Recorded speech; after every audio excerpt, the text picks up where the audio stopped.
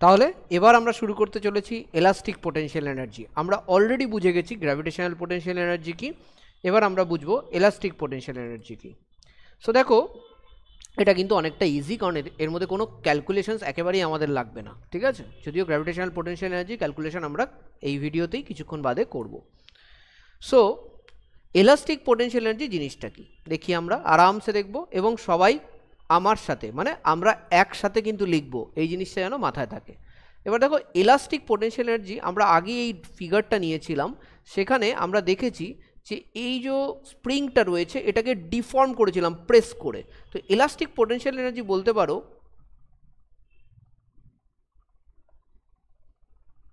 Work done in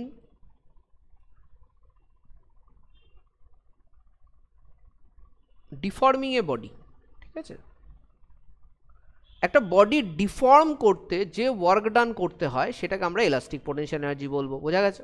হ্যাঁ, এবার question এটা কীরকম কথা হলো, দেখো তুমি বডিটা ডিফর্ম করতে কি দিয়েছো, ওয়ার্ক ডান দিয়েছো। বডিটা তাহলে সেটার বদলে কি পেয়েছে, তুমি যে কাজটা করেছো সেটার জন্য বডিটা একটা এনার্জি পেয়েছে। তুমি বডিটার উপর কাজ করেছো, তোমার কাজটা বডির মধ্যে ট্রান্সফার হয়ে গেছে অ্যাজ অ্যান এনার্জি। এবার বডিটাকে যেই তুমি ছেড়ে দেবে, বডির যে এনার্জিটা আছে বডি ওয়ার্ক ডান করে সেটা ফেরত দিয়ে দেবে, ঠিক আছে। তাহলে এই ওয়ার্ক ডানটা কি হচ্ছে, এটা হলো আমার ইলাস্টিক পোটেনশিয়াল এনার্জি, ঠিক আছে। এই work done in the body gets stored as elastic potential energy as spring is released, ঠিক আছে। যেই তুমি ছেড়ে দিলে এই ইলাস্টিক পোটেনশিয়াল এনার্জি কি হবে, কনভার্টস টু কাইনেটিক এনার্জি, ঠিক আছে, যেটা অলরেডি আমরা ডিসকাস করেছি। এর থেকে বেশি কিছু আমাদের ইলাস্টিক পোটেনশিয়াল এনার্জিতে জানার কোনো দরকার নেই, ঠিক আছে। এটা আমরা কখন পাচ্ছি, ডিউ টু তোমার, এটা আমরা অলরেডি ডিসকাস করেছি এখানে, due to size and shape, ঠিক আছে। সাইজ অ্যান্ড শেপের রেসপেক্টে আমরা এটা পাচ্ছি। এবার আমরা নেক্সট পয়েন্টে চলে আসি, যেটা খুবই ইম্পর্ট্যান্ট, সেটা হচ্ছে হলো গ্র্যাভিটেশনাল পোটেনশিয়াল এনার্জি। এটার ফর্মুলার ডেরিভেশনটা আমাদের করতে হবে এবং ফর্মুলাটা আমাদের বুঝতে হবে, ব্যাস এইটুকুই। ডেফিনেশনের উপর নির্ভর করে ফর্মুলা। সো সবার আগে আমরা কি করব, ডেফিনেশনটা লিখে নেব। তাহলে আমরা প্রথমে শুরু করব একটা বডি গ্রাউন্ড লেভেল থেকে, ঠিক আছে। এটা হলো গ্রাউন্ড লেভেল, ঠিক আছে, এটা হলো গ্রাউন্ড লেভেল। একটা বডি গ্রাউন্ড লেভেলে তো এমনি পড়ে থাকে, তাই না। ধরো একটা বডি রয়েছে, একটা বল রয়েছে গ্রাউন্ড লেভেলে, তুমি তো বলবে এটা এমনি পড়ে থাকে স্যার, কোনো সমস্যা নেই, একদম ঠিক। কিন্তু এই বডিটাকে যদি আমাকে উঠিয়ে একটা হাইট এইচ অবধি নিয়ে যেতে হয়, বডিটাকে উঠিয়ে একটা হাইট এইচ অবধি নিয়ে যেতে হয়, ঠিক আছে, তাহলে কিন্তু আমাকে একটা ওয়ার্ক ডান করতে হবে, তাই না। সো এই যে জিপি অথবা গ্র্যাভিটেশনাল পোটেনশিয়াল এনার্জি হলো work done in raising a body to height h from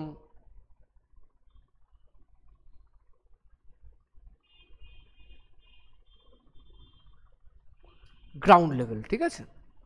এখানে এই গ্রাউন্ড লেভেলটাতে আমরা কনসিডার করি যে এখানে gravitational potential energy is equal two 0, ঠিক আছে। এটা কি করা হয়, অ্যাজিউম করা হয়, অ্যাজিউম করা হয় গ্র্যাভিটেশনাল পোটেনশিয়াল এনার্জি কত, 0। এবার দেখো তোমাকে কতটা কাজ করতে হবে সেটা ডিপেন্ড করছে গ্র্যাভিটেশনাল ফোর্স অফ অ্যাট্রাকশনের উপরে। তাহলে দেখো এখানে এই বডিটা যখন উপরের দিকে তুলছো, এই বডিটার এগেনস্টে একটা ফোর্স কাজ করছে from centre of the earth, and that force is force of gravity. তাহলে এই বডিটা যদি তোমাকে তুলতে হয়, উপরের দিকে যদি তুলতে হয় বডিটাকে, তাহলে তোমাকে যে ফোর্সটা দিতে হবে, that force will also have to be force of gravity.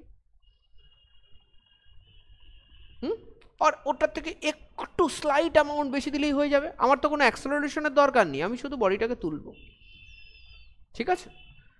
তাহলে আমার ওয়ার্ক ডান কি হয়, ওয়ার্ক ডান হয় ফোর্স ইন্টু ডিসপ্লেসমেন্ট, ডিসপ্লেসমেন্ট এখানে হাইট, তাহলে এটা হবে mgh। ঠিক আছে, তাহলে work done to raise a body to a certain height. আমি যে ওয়ার্কটা করছি সেটা হলো পোটেনশিয়াল এনার্জি, আর গ্র্যাভিটি যে ওয়ার্কটা করছে সেটা কি, সেটা হলো মাইনাস mgh। ঠিক আছে, so this is what you.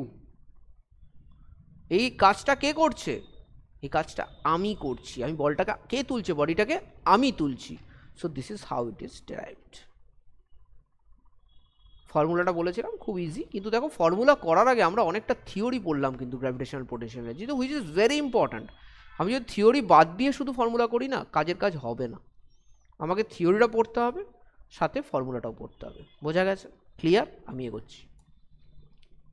ঠিক আছে,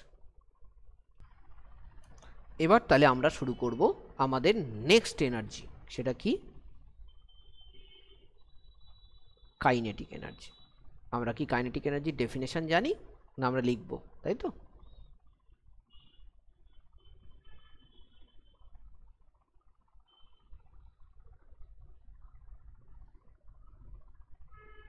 কাইনেটিক এনার্জির আমরা ডেফিনেশন লিখব। সো বেসিক্যালি কি, প্রথমত আমরা তো আগে তো পড়েছি একটা জিনিস কাইনেটিক এনার্জি সম্বন্ধে, এটা due to virtue of motion, due to virtue of motion. Mathematically এটাকে আমরা কিভাবে বলতে পারি, দেখো ম্যাথমেটিক্যালি বলা যেতে পারে it is the work done, আবার ওয়ার্ক ডান, হ্যাঁ ওয়ার্ক ডান, ওয়ার্ক এনার্জি পাওয়ার পড়ছো তো, work done to stop a moving body, এটা থেকে আমরা ডেরিভেশনটা করব। ঠিক আছে, work done to stop a moving, দেখো আরামসে করব। একটা বডি আছে, ধরো এটা একটা বডি, বডিটা মুভমেন্ট করছে, কোন দিকে যাচ্ছে বডিটা,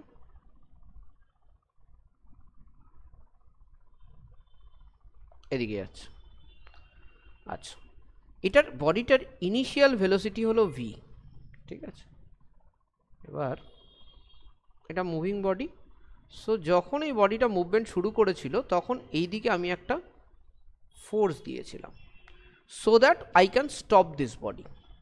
আলটিমেটলি আফটার ডিস্টেন্স s, ঠিক আছে, আফটার ডিসপ্লেসমেন্ট s, এই বডিটা কি করলো, এই বডিটা স্টপ হয়ে গেল অ্যান্ড ফাইনাল ভেলোসিটি বিকেম 0। ঠিক আছে, ফোর্সটা কিন্তু আমি অপোজিট ডিরেকশানে দিয়েছি, ডিসপ্লেসমেন্টের অপোজিট ডিরেকশানে আমি ফোর্স দিয়েছি, এটা আমাকে মাথায় রাখতে হবে। সো তার মানে আমাকে টোটাল ওয়ার্ক ডান এখানে আমাকে কত করতে হয়েছে, আমাকে এখানে টোটাল ওয়ার্ক ডান করতে হয়েছে এফ এস, ভালো করে দেখবে, কস 180 ডিগ্রি। কেন 180 ডিগ্রি কেন, কেন কি ফোর্সটা কোন ডিরেকশানে দিয়েছো, এই ডিরেকশানে ফোর্স দিয়েছো, ডিসপ্লেসমেন্ট বেসিক্যালি কোন ডিরেকশন হয়েছে, এদিকে হয়েছে। ঠিক আছে, তাহলে angle between force and displacement is theta is equal two 180 degree. ঠিক আছে, এভাবে করতে হবে। তাহলে ফোর্স কত হলো, minus F, sorry F S. ঠিক আছে, আমার ওয়ার্ক ডানটা বেরিয়ে গেল। আচ্ছা, এবার দেখো আমরা একটা ফর্মুলা জানি, v square is equal to u square plus 2as। ঠিক, এখানে ভি কত 0, ইউ কত ভি স্কোয়ার, এখানে অ্যাক্সেলারেশনটা কি আছে, যাই থাকবে থাকবে, ওটা তো বেরিয়ে যাবে, আমরা অত টেনশন নিচ্ছি কেন, 2as। আমরা কিন্তু এখান থেকে অ্যাক্সেলারেশনটা বার করতে পারবো, কিন্তু V square by 2s minus is equal to acceleration. আশা করি এটা বুঝতে কারো কোনো সমস্যা নেই। এবার দেখো এই যে উপরে যেটা করেছি এটাকে আমি আরামসে লিখতে পারি মাইনাস এম এ এস লিখতে পারি। এবার এই যে ডব্লিউ ইজ ইকাল টু আমরা পেয়েছি, ডব্লিউ ইজ ইকাল টু আমরা কি পেয়েছি, মাইনাস এম ইন্টু এ ইন্টু এস। এখানে আমি কি করব, এটাকে আমি রিপ্লেস করে দেবো, কারণ এটা তো আমি পেয়ে গেছি minus V square by 2s। আরামসে করো, s, s s cancel out হয়ে গেল, মাইনাস মাইনাসে প্লাস হয়ে যাবে, আর আলটিমেটলি আমি ওয়ার্ক ডানটার ফর্মুলা কি পেলাম, হাফ এমভি স্কোয়ার। এটা সেই ওয়ার্ক ডান যেটা দিয়ে আমি মুভিং বডিটাকে স্টপ করে দিলাম, এবং এটাকেই আমরা কাইনেটিক এনার্জি বলি। সো এটাকে এবার আমি কে দিয়ে ডিনোট করব, and this is again a very important formula. আমার কিন্তু বারে বারে ক্লাস 10-এর বিভিন্ন অঙ্ক করতে কাজে লাগবে, পরের দিকেও ইউজফুল হবে ডেফিনেটলি। সবসময়ের জন্যই K is equal to half MV square আমাদের কাছে খুবই ইউজফুল হবে। আশা করি এটা ক্লিয়ার হয়ে গেল, K is equal to half MV square. ঠিক আছে, কাইনেটিক এনার্জির ফর্মুলা আমরা বার করে ফেলেছি। আচ্ছা, এবার দেখো একটা রিলেশনশিপ হয়, আমরা সেটা ডেরাইভ করব। ঠিক আছে, কি relation between kinetic energy and momentum.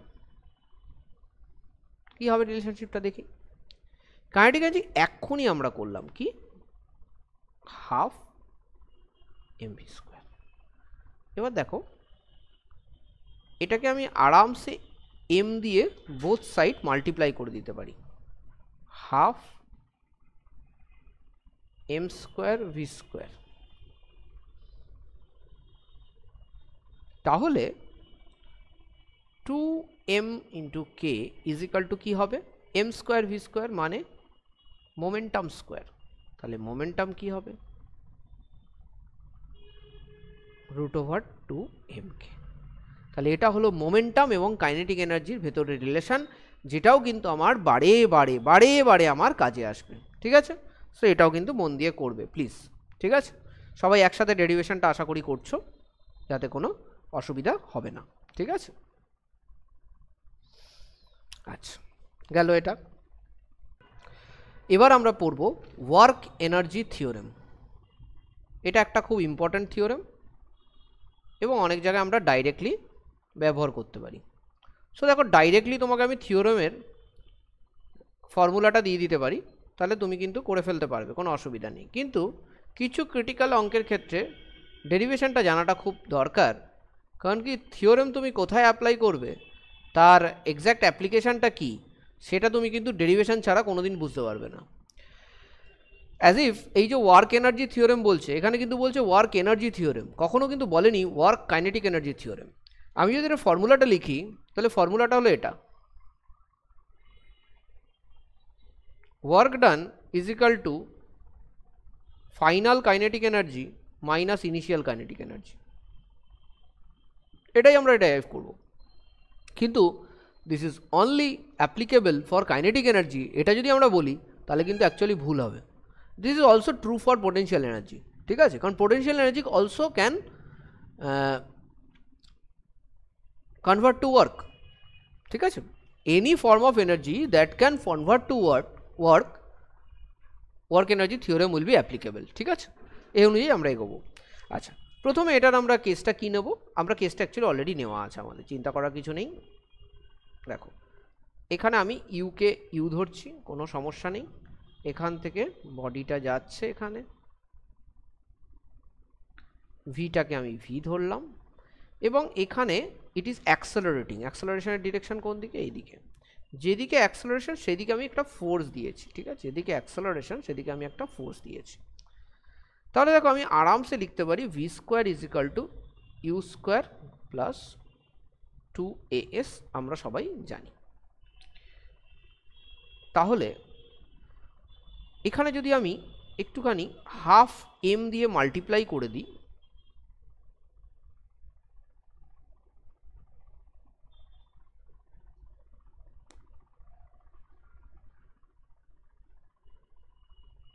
ভালো করে দেখো এক লাইনে হয়ে যাচ্ছে, half M V square minus half M U square is equal to M S. তাহলে এখানে আমি কি পাচ্ছি, kinetic energy final minus kinetic energy initial is equal to M A মানে ফোর্স আর displacement which is nothing, that is equal to work done. হয়ে গেল আমার ওয়ার্ক এনার্জি থিওরেম। ঠিক আছে, সো যত থিওরিটিক্যাল ডেরিভেশন আছে আমরা পুরো কমপ্লিট করে ফেলেছি, কোনো টেনশন নেই। ঠিক আছে, এর পরের ইয়েতে আমাদের যেটা করতে হবে, এর পরের পার্টে আমাদের এর ভেতরে যেসব অঙ্কগুলো আছে সেগুলোকে কভার করতে হবে। তো এরপরে আমরা কি করব, সেই সব অঙ্কগুলো কভার করব যেগুলো এগুলোর উপরে ডিপেন্ডেন্ট। বোঝা গেছে? ওকে, so with that today's class will be over. I hope each and every one of you have written everything, and let us do numericals on next class. With that, thank you very much. Inshallah.